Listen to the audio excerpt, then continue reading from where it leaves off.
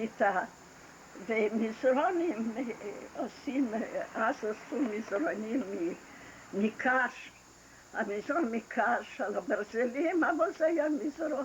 איכשהו סידרתי, הסתדרנו. התחלתי לקנות בד ערבי, ועשיתי סדינים. מבד ערבי עשיתי איזה וילונות, אני יודעת לרקון יפה.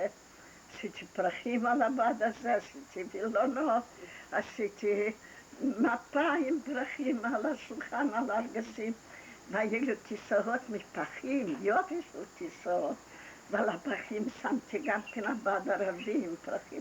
היה לי חדר צמח כלל עכשיו מטבח, והביא ארגז גדול, שמו, אז אני ועוד שכינה, אנחנו 3 היינו במטבח. כל אחד שם לשולחן, אני שמתי ארגז. לי היה ארגז, הוא הביא ארגז, ואימא שלי קנתה לי פרימוס, ופתיליה, אני יודעת מי קנה לי, ואני בלבוסטה כבר, כן? יש לי פרימוס. עכשיו, מה לתת לילדים אוכל? הייתי עושה צ'יפס, למשל. הכל תפוחי אדמה היו מביאים מחוץ לארץ. כל דבר חמה מחוץ לארץ. אז שהיה לי תפוחי אדמה ועשיתי צ'יפס, הייתי סוגרת את הדלת שהשכנים לא יראו מה אני נותנת אוכל לילדים. בשר מספינש לא קיבלת? כן, התחלתי לקבל, אבל לא ידעתי לבשל את זה. זה היה בשר לגמרי אחר. עד שלמדתי לבשל את זה, עד שלמדתי להריד את השומן הזה, אני יודעת. אז זה היה כבר, הייתי פרינצסה, הייתי בלבוסטה גדולה. היה לי צ'יפס לפעמים, היה לי גריסים לפעמים. התחלתי ככה לחיות. עכשיו חורף ואין מה להתכסות, אז אמא נתנה לי איזו שמיכה ישנה, ואני התחלתי לתפור, קניתי איזה בדים קטנים באיזה גרושים, תפרתי לאיזה בגד, לדבור הבגד בשבילי, אפילו בשביל פנחס חולצה תפרתי, בידיים הכל. הייתי מומחית גדולה מאוד, עד שאני קניתי מכונה לתשלומים. המכונה הזו עלה לי 10 פיאסטר עם חורים, 20 פיאסטר, 10 גרוש, פיאסטר אז היה, לא גרוש, פיאסטר. אז עם 20 פיאסטר לחודש לשלם, אז קניתי. בינתיים אני רוצה הרי לדעת עברית, ואני אוהבת ספרים, אני כל כך אוהבת לקרוא. אז נרשמנו, קודם היו סוכנים, היו הולכים כל בית למכור ספרים, וגם כן בתשלומים, אז גם זה לא לקחתי בתשלומים. הוא קיבל סך הכל 6 לילה לחודש, את הספינוס. אז 2 לילה שילמתי בד החדר, בד המים צריכים לשלם, ועוד איזה תשלומים, חשמל לא היה, זה היה נפט, היה נורא. העיקר מאלה ששאלה נחוצה להתלבש, לאכול ולשלם את כל התשלומים. איכשהו הסתדרנו שנחוץ לקנות, וזה חורף קשה היה בירושלים, עם שלג. אל תשאלי, מה שעברנו. רעב וקור ומה שלא עברנו בירושלים, זה אחרי כבר שבאנו ארצה. עכשיו שהוא התחיל הולך לבית ספר, זוזיק, לבית ספר תחכמוני, וזה דתי, והוא לא יודע עברית הקטן, הוא יודע רק רוסית, התחילו להרביץ לו, היה בא שחור, פה ופה, עם תחת עיניים, מה קרה? מרביצים לי. ביות меня, я не знаю ничего, ביות меня. מכים אותי, אני כלום לא עושה להם, והם מכים אותי. עד שפעם הלכתי למנהל שם, ואמרתי לו, תראה, אנחנו באים מרוסיה, אומללים, אין לנו שום דבר, הילד אומלל, הולך לבית ספר, הוא רוצה ללמוד עברית, מה אני אעשה איתו בבית, תחזיק אותו, למה מכים אותו? אז הוא יצא מנהל לכיתה והתחיל להסביר מי הילד הזה, שהוא לא יודע עברית. למה הוא לא יודע עברית? למה הוא בוכה, למה הוא בוכה? כי אתם מכים אותו. והפסיקו להכות אותו. ואחרי כן היה לי עם דבורה, עם בית ספר לימוד. קודם הגן היא למדה בגן של סוכניק, גברת סוכניק, הראשונה שהיה לה גן, והגן לא רחוק עברנו ממוסררה לשכונה יהודית. אז שם היה גברת סוכניק הגננת, והכנסתי דבורה, יש לי באיזה מקום אפילו תמונה דבורה עם בגן הזה. צרות לא היה חסר רק שהסתדרנו, עד שהתחילו לבנות בארנונה. צריכים היו לבנות על יד תלפיות, אבל מכיוון שהיו התנפלויות מהכפרים ערביים על תלפיות, אז בתלפיות גרו רק עשירים, אז אותנו העניים, כל הקבוצה שאנחנו נרשמנו לבנייה, אז איזו חברה בנתה בשביל 90 שנה אמר לתשלום, אני לא יודעת. אז הורידו אותנו למטה, שלא יהיה בקרבת תלפיות. כי הם עשירים ואנחנו עניים, זה לא הולך יחד, עניים עם עשירים. אז התחילו לבנות את הבית שלנו בארנונה. ולמה ארנונה? כי הילדה הראשונה שנולדה שמה, של לורי, יהודית גינסבורג, אם את זוכרת, היא הייתה אחות. אז נולדה אצלם הבת הראשונה בשכונה הזו, אז קראו על שם של ארנונה. גם את השכונה ארנונה וגם את הילדה ארנונה. וכאשר גמרו לבנות שם, מה זה גמרו?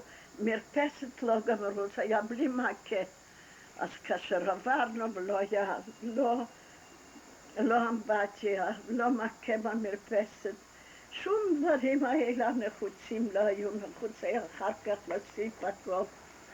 אז אם היו הילדים השניים נופלים כל פעם מהמרפסת החוצה, ושם היו רק טרשים ואבנים.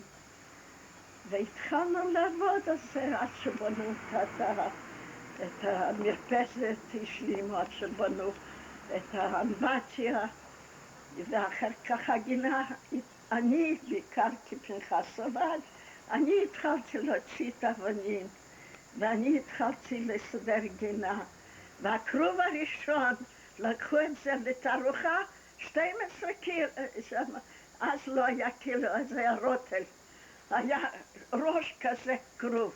לקחו את זה להראות לתערוכה, את הכרוב שיצא אצלי בגינה. וזה הדובדבן יחידי אחד, ודבורה עמדה ובכתה, השלג גמר עם הדובדבן הראשון, היחידי, רק דובדבן אחד. גם זה היא כתבה את זה על נייר, שיר כזה, מסכן הדובדבן. נדמה לי שיש בין המכתבים האלה, על הדובדבן הזה, שמסכן הזה, שהוא בוחר, נשאר יחידי דובדבן. פניה, תגידי לי, בקשר לסבתא חיה ושאר הילדים, איך הם הסתדרו, ומתי רחל חזרה לארץ? רחל כעבור שנים לא היה לה כסף, כי הוא, זה בוורשה שהוציא, האח של פנחס, הוציא מרחל את הכספים, לא, היא צריכה לשלם הרבה חובות, והיא הייתה סך הכל מורה, והמורה שמה שילמו מעט מאוד, והיא צריכה גם להחזיק את פנחס. פנחס היה ילד, הוא צריך היה ללמוד. אז לא היה לה כספים, לקח שנים. פנחס הבן שלה? בנה, כן. לא, פנחס היה האח שלי. הוא היה קטן. איפה הוא בכלל? הוא איננו, הוא נפטר. הוא נשאר בארצות הברית. והוא נשאר בארצו, אני הייתי אצלו, הוא קיבל אותי. בשנת 50 הייתי אצלו. אז לא היה לה עם מה לבוא. ושלום בעלה, גם כן היה שלום, שמו שלום, של רחל. קודם זה היה בעלה השני, פנחס היה בעלה הראשון, גם שמו היה פנחס. והוא היה מברדיאנקה, זה שהסבא שלו פגש אותי שאני רציתי, אז זה היה פנחס, הבעל הראשון של רחל. והוא עבד בבית חרושת לסיגריות, והסיגריות הוא קיבל שחפת והוא נפטר. ואצלו היה האח שלום, והוא צריך היה לפרנס את האח שלום הזה היה קלוש כזה, לא לעבודה ולא למחיה ולא... זה שהיה בעלה השני? כן. אם את זוכרת עוד שלום. אבל היא הייתה גיבורה, היא הייתה מורה, היא הייתה מפרנסת. הוא התעסק בפרדס, ואצלו תמיד היו התפוחי זהב הגדולים שאי אפשר לשלוח למשלוח או למכור אותם. הוא עבד בפרדס, אבל הוא לא היה מפרנס. רחל הייתה מפרנסת. בינתיים היה פנחס, שנולד פנחס, כן? והוא צריכים היו לשלוח אותו לבית ספר. אז על פי רוב הוא היה אצל בוזר, כשהוא למד בתל אביב, אז הוא היה על פי רוב אצל בוזר. באיזה שנה רחל עלתה לארץ? זה אני לא זוכרת, אני בת אתם עליתם ב-27. ורחל הייתה כבר בארץ או... נדמה לי שכבר הייתה, אבל היא הייתה צמחונית והייתה באיזה כפר נידח. היא לא הייתה בכפר ואסור היה ללבוש נעליים כי זה מאור. אסור היה, זה היה משהו נורא. אני לא זוכרת אם היא הייתה או שהיא כבר הייתה, אני חושבת שכן. כבר הייתה. היות ופנחס הגיע, הבן שלה, הגיע לארץ כשהוא היה בן 5. היא כבר הייתה, ועל פי רוב הוא היה אצל בוזר. על פי רוב כי הוא למד בתל אביב, והוא... לא קראו לשכונה שהיא גרה בארנונה גם כן? בארנונה אני גרתי. ובאזור, זה היה מושבה... זה לא ארנונה, זה היה לא, על יד רמתיים. על יד רמתיים, שם דומה לארנונה. לא. שכחתי, נו טוב. שם היה להם צריף, כן. ובתוך הצריף יש לי אפילו תמונה שדבורה שלי מצולמת שם על יד הצריף. ותמונות פה וקטנות. ושאר הילדים, איך הם הסתדרו? והסבתא? סבתא ככה, שלמה התחיל, ברוך למד תפסנות. ושלמה, אז יעקב סידר אותו, הרי עבד בדואר יעקב, היה פקיד גדול. הוא יכול היה לסדר את בוזה במקום את סוניה. את האחות של אשתו הוא סידר בתור פקידה, ואת בוזה הוא לא סידר, בוזה הייתה מאוד מוצלחת. היא יפה עם טלטלים כאלה, ומוצלחת מאוד, אז את בוזה הוא לא סידר. בוזה חיפשה לעבודה בתי חרושת, משהו היא עשתה. שלמה הוא סידר דבר, מכתבים לחלק. זה שהתחיל עם, עד שהוא עולה ונעשה איזה מנהל ברעננה. כן. שושנה, מה עם שושנה היה? שושנה הייתה בבית ולמדה תפירה. זה אני זוכרת. התפירה היא לא הצליחה, אני לא למדתי וידעתי יותר. תפירה היא לא הצליחה, בכל זאת הייתה תופרת. היא גם הייתה בקבוצת נען איזה תקופה. היא הייתה בקבוצת נען איזה תקופה. זה אני לא זוכרת. בקבוצה... נען זה אינני יודע. הקבוצה כן, אבל נען אני לא זוכרת.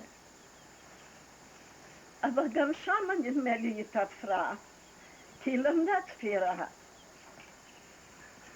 וברוך בתור שהתחיל לעבוד, אז שלחו אותו ים המלח. אז איפה פגשה שמואל הרי הכיר את ברוך. גם הוא עבד ים המלח. כן. יש עוד חברים פה שעבדו איתו. נדיב עבד, ישן יחד בירושלים עם ברוך על מיטה כזאת צרה. ושברוך עבד, אז השאר לא עבדו. אז ברוך קנה דג מלוח, אז כולם אכלו.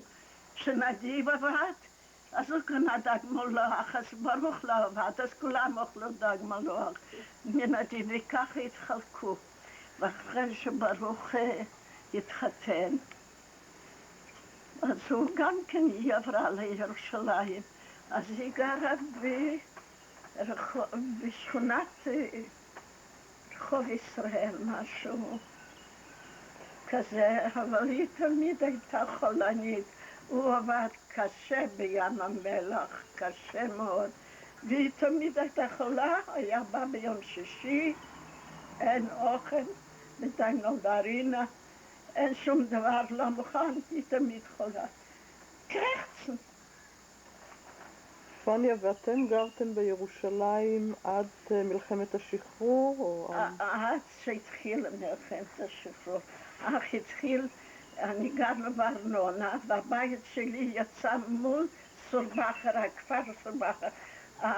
ההפצצה הראשונה שהבית קיבל, זה הבית שלי. אף בית לא קיבל פצצות, רק הבית שלי.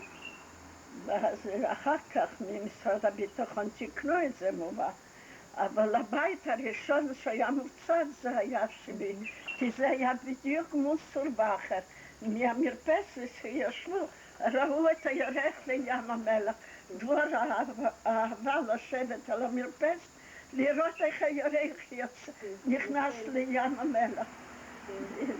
תמיד הייתה יושבת בערב ומסתכלת. אני זוכרת את הבית שלכם, נורא אהבתי נורא לבוא אליכם. מה זה, איזה מרפסת הייתה, ואיזה גינה סידרתי, איזה גינה, איזה עצים, בגנביליה ופרחים, וגם ירקות, מה לא.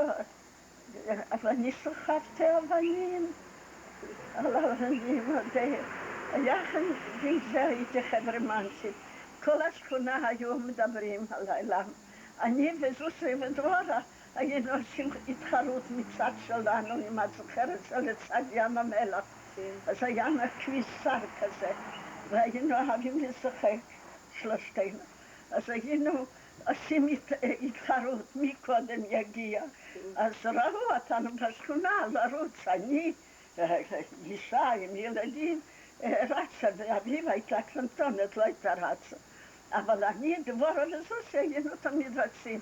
אז התחילו לדבר, זאת לא קופוויטיק, יש לה רק כאב ראש, רק לשחק משחקים עם הילדים. אני הייתי ג'דה, הייתי עומדת בחוץ עם פיילה, עם כביסה, חתוכות כל כביסה עם הידיים, והפרימוס עומד וזה ששמים להתיך את הכביסה על הפרימוס, והייתי עומדת ושרה, וזה בארנונה אנשים לא יכלו לסבול. למה אני עומדת ועובדת ושרה? והיה לי פעם קול, משהו. ידעתי לשיר. תשירי לנו איזה שיר. עכשיו אני יכולה לבכות ולא לשיר. הנה היא מדברת ופה ככה. הנה בורח לי הכל. אני לקחתי כדור עכשיו. לא שמתי לב. כשאני מדברת זה כאילו כאבים חזקים. כשאני מתכופפת ומקבלת כאבים, אז הרופאה אמרה לי לקחת עוד כדור, כדור ראשון לא עובר, כדור שני אם לא עובר, כדור שלישי אם לא עובר, לקחת אמבולנס. מה זה כדור? זה תחת הלשון. זה גרדית 5. נתנו לי 10, זה לא הולך, אני מקבלת פצעים. הגוף שלי לא מקבל תרופות. זה אסון שלי. פניה, תגידי לי, ובמלחמת השחרור אתם הייתם כולכם בירושלים? זה גם כן סיפור. אנחנו היינו בארנונה, בינתיים סיבבו הצד סביב תלפיות היה שכונות ערביות עשירות, וסיבבו אותנו. אז תלפיות קודם הוציאה את כולם לירושלים, אנחנו נשארנו אחרונים, אז בלילה התחילו להוציא אותנו לירושלים, כי פה בינתיים התנפלו על רחל, ופנחס היה בהגנה, לא היה בבית, והוציאו אותי עם ילדים לבית החלוץ בירושלים. מונה, הוציאו אותנו בלילה מהבית, והעבירו אותנו את כל השכונה לירושלים לבית החלוצות. ואחר כך ראיתי את פנחס כעבור שבוע, הוא בא לבקר, ואני רצה לאוטו ואני אומרת לו, אתה לא חוזר לי לארנונה, אני רוצה שתישאר איתי קצת. הוא אומר, פני, אני לא יכול, אני מוכרח להיות שם במשמרת, אני מוכרח לנסוע חזרה. ומאז לא ראיתי אותו. מאז לא ראיתי אותו. אחר כך הביאו אותו על יד בית חולים,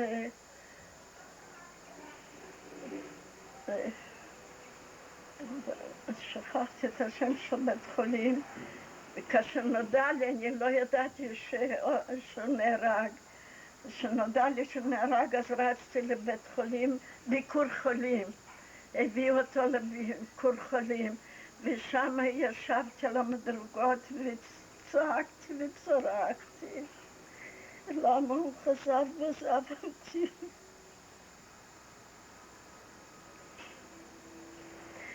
והתחיל שוב פעם הסיוט.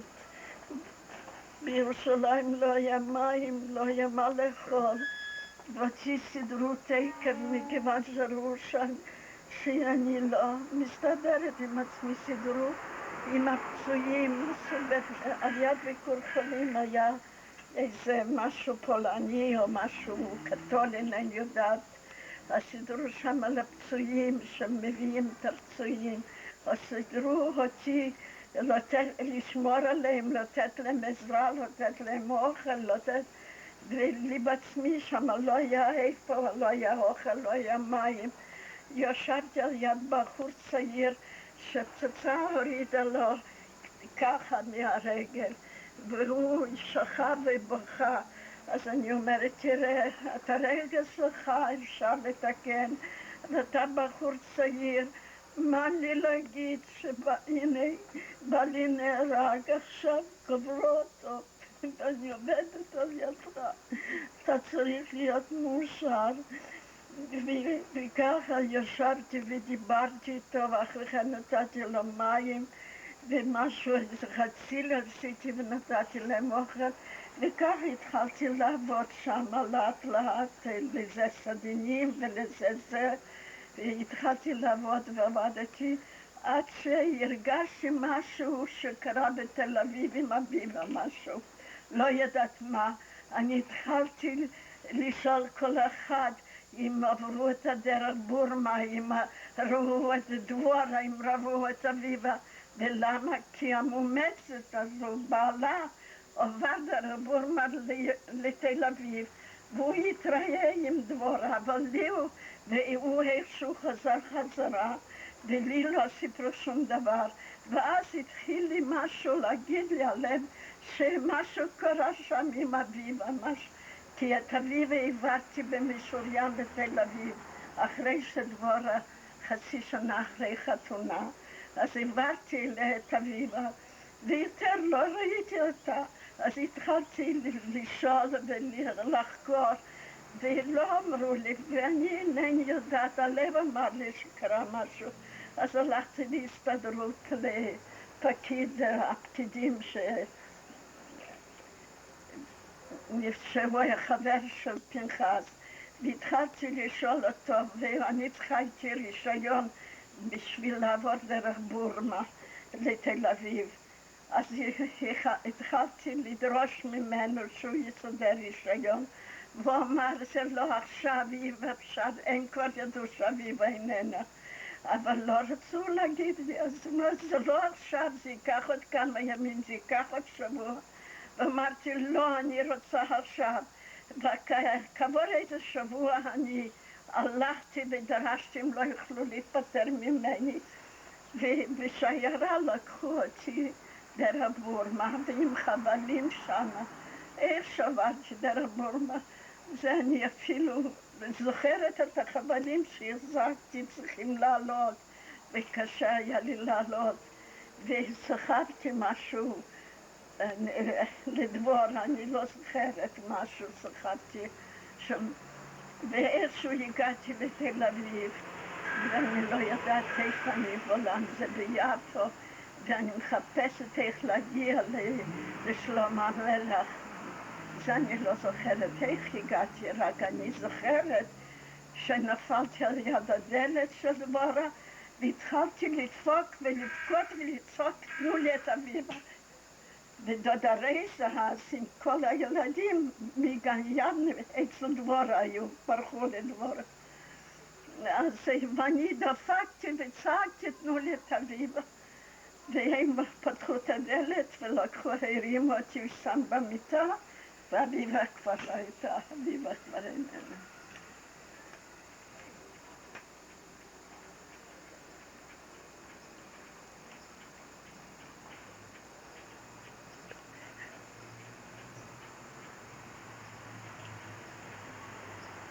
וגם דבורה איננה. איזה דבורה, איזה דבורה. מה היא לא עשתה בשבילי, מה היא לא עשתה בשבילי. מה היא לא שלחה לאמא מרחקים, מי שרק נוסע, לא היה בן אדם שלא יבוא הנה למסור לי מכתב או מתנה או סתם.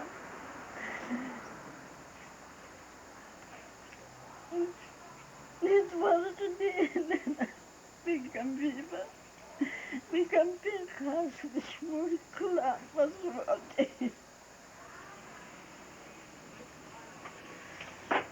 עזבו אותי.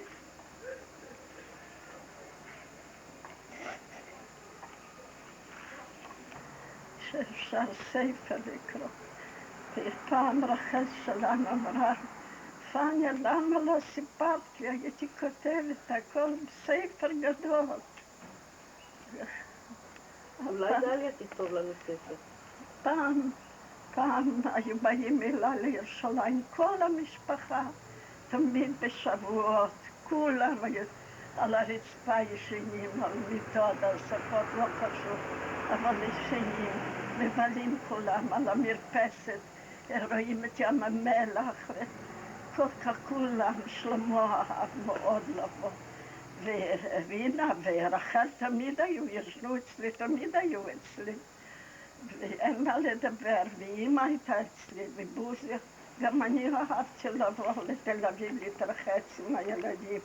יש לי תמונה שאני בזבירון השפת הים בתל אביב עם הילדים. היה פעם שמח, הייתה משפחה ענקית, גדולה. נכון. גדולה, קרובים וידידים. זה הכל נגוז, הכל הלך, שום דבר לא נשאר, רק מחלה נשארה לי. כל מיני מחלות, רק נשאר לי. שיוורון לב, כמו שהרופאה אומרת, הכל יש לך, ידיים של זהב, הכל את יודעת, הכל את זוכרת. אבל יש דברים שאפילו לא יודעת איזה בעיות יש לו. יש לי בעיות חוץ מהלב, וחוץ מהשד, וחוץ מזה שפה היה לי גידול ושרפו, פה היה לי גידול ושרפו. עכשיו באה שנה חדשה, נכנסת שנה חדשה. טוב, ושיהיה טוב, ושעם ישראל שיהיה שלום בארץ, שהדור שלנו, הדור השני, שלא יסבלו כמו שהדורות שלנו סבלו, שיסוף כל סוף שקט, שקט נפשי, ושקט בארץ, שלא יהיה ריב אחים, שיהיה טוב בארץ ושלום. אמן. הארץ היא יפה מאוד, אין כמוה, אין כמוה. מי שתהיה לה נטיילתי בכל הארץ ובכל פינות הארץ.